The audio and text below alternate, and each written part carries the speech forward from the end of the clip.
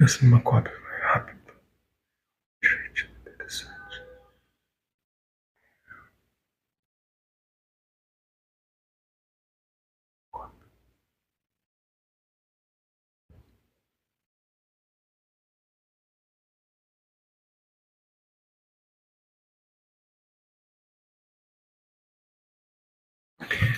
Doutor, minha memória sumiu. Isso é queixa diária do consultório, né? Como é que a gente vai passar a lidar com isso? É uma queixa muito comum. Você chega aí perto dos seus 60 anos, vamos colocar assim, e é muito comum a frequência de perda de memória. Na verdade, na tua idade, isso acontece muito mais cedo.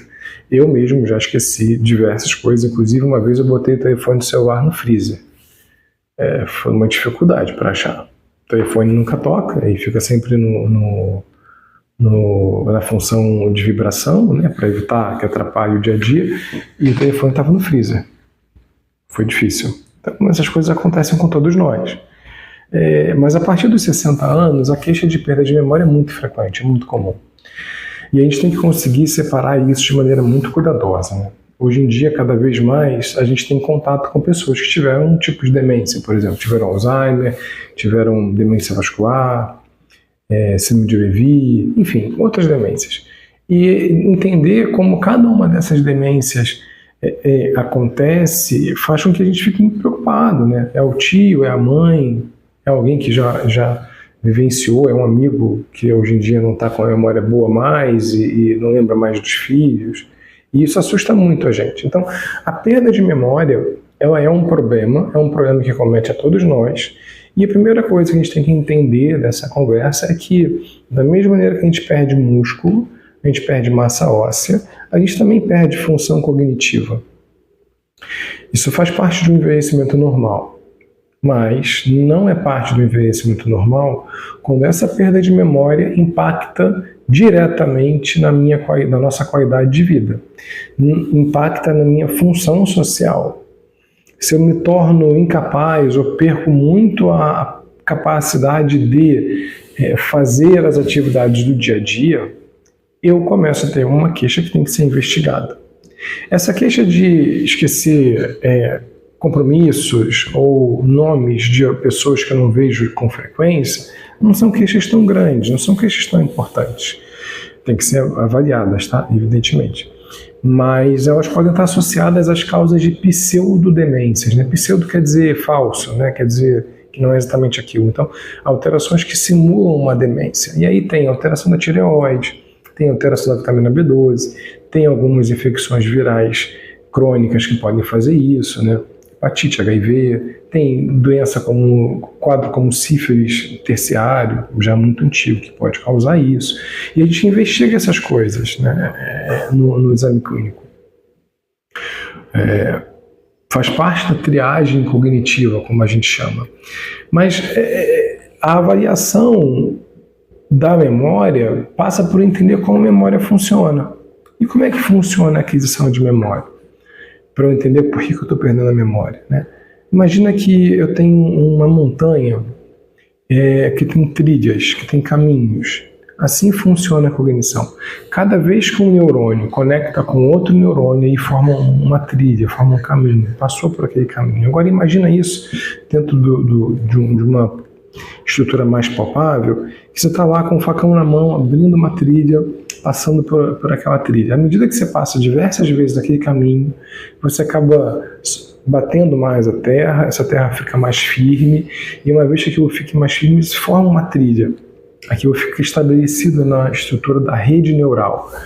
O caminho está pré-estabelecido. Então, no momento que uma áreazinha é ativada, por exemplo, o cheiro de alguma coisa que me fez muito bem, um amigo meu costuma sempre falar do cheiro do perfume que ele comprou quando fez uma viagem com a esposa, e aquele perfume, toda vez que ele bota, relembra como foi bacana aquela viagem. Então, quando a gente acessa, por exemplo, esse cheiro, para ele, uma cadeia de memórias são ativadas. Uma cadeia de memórias é ativada, com diversas memórias afetivas, coisas afetivas e coisas boas. Então, do momento que um ponto dessa equação é ativado, a corrente inteira flui. E a corrente elétrica, ela flui, eletroquímica, flui pelo caminho de menor resistência. Então, quando eu tenho uma tria pré-estabelecida, é por onde vai passar o estímulo. Por isso que lembrar das coisas mais antigas é mais fácil, a tria está mais consolidada, eu já passei diversas vezes ali, já tem uma área já de terra batida, não tem invasão de mata mais. Só que para fazer a memória, para construir a memória, eu preciso de um nível de ação, de potência. E para a construção dessa memória, desse nível de ação, o meu facão, que na hora que eu estou abrindo lá a mata, tem que estar bem afiado, eu tenho que estar num dia que eu consiga enxergar bem e conseguir concluir o processo da trilha, né? E quando a gente envelhece, esse facão fica menos afiado. Então, parte do envelhecimento normal faz com que eu perca um pouco de memória e eu tenho que ter mais potência de estímulo, eu tenho que ter um vínculo afetivo maior para que aquela memória seja consolidada no cérebro. Quando eu começo a ter um quadro de demência, na fase inicial, por exemplo, é muito comum que o paciente tenha uma memória muito vívida das coisas mais antigas e não tenha uma memória das coisas mais recentes. Essa incapacidade de lembrar de coisas recentes é um dos fatores característicos do quadro inicial de uma demência e também se estende até a fase moderada. Essa dificuldade de aquisição, uma vez excluídas as pseudodemências, como nós conversamos agora, que são outras causas reversíveis de perda de memória, ela faz com que eu tenha que reajustar a minha estrutura de vida. E aí eu vou deixar para vocês alguns sinais que são importantes. Se aconteceu de você ou do seu ente querido, da pessoa que está com uma perda de memória, se perdeu de casa ou então andando na rua, dirigindo ou numa condução, num transporte público, de repente não sabia onde estava, para onde estava indo, é um ponto que vale a pena a gente investigar.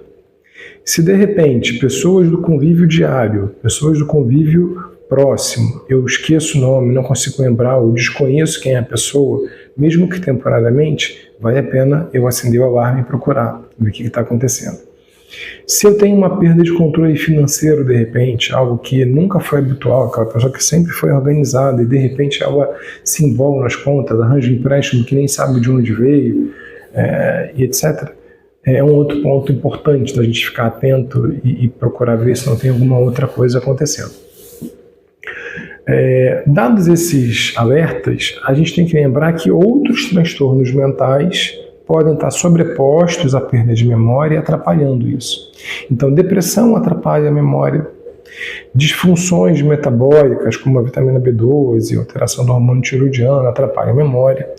E aí, tratar essas coisas faz com que a memória se restabeleça num patamar normal ou mais próximo do normal. Por isso que muitas vezes, quando está no consultório, a gente não faz um diagnóstico de demência de primeiro, mesmo com os exames prévios, porque a gente às vezes tem que tratar algumas coisas, ajustar, passar um tempo e rever aqueles mesmos índices e escalas que a gente usa para ver se de fato tem um dano estabelecido ou se tem uma coisa que foi reversível, temporária. Outro ponto muito bacana e importante da gente conversar é que uma vez que a gente tenha um diagnóstico de demência, a gente fica muito preocupado, né? É um diagnóstico que se impõe e gera um estigma. Então esse diagnóstico tem que ser dado com muito cuidado. É comum que a gente converse sobre uma perda de memória importante, até que isso de fato esteja estabelecido e a gente possa, com cuidado, carinho e levando em consideração todos os aspectos da pessoa, evoluir para um diagnóstico efetivo e dizer, não, isso aqui é um Alzheimer fase moderada, ou então estamos lidando com uma demência mista, né? E assim sucessivamente. É importante que a gente compreenda uma frase batida, não é uma frase minha, eu já ouvi de diversos professores na minha época de formação, né? Uns 20 anos aí, que o diagnóstico do Alzheimer da pessoa, mas a doença é da família inteira. E se você está numa perda de memória importante, está preocupado, procure ajuda. Se você é familiar de alguém e está percebendo uma perda de memória importante, que tem algum desses sinais de alerta que a gente conversou, ou outras alterações comportamentais, de personalidade que são mais relevantes, procura ajuda. Mas vai com cuidado, né? Não chega assim, tá com Alzheimer, porque isso não vai adiantar, não vai ajudar. A gente tem que tentar entender o que está acontecendo, ver quais são os fatores associados, fazer um bom exame neurológico, sabe? Pedir os exames iniciais de triagem e aí sim traçar uma conduta. Não quero que vocês se apeguem a esses nomes e tragam isso como algo fixo, porque no fundo as coisas não são assim, tá bom? Vou estar com vocês de novo e a gente conversa de novo em outro momento.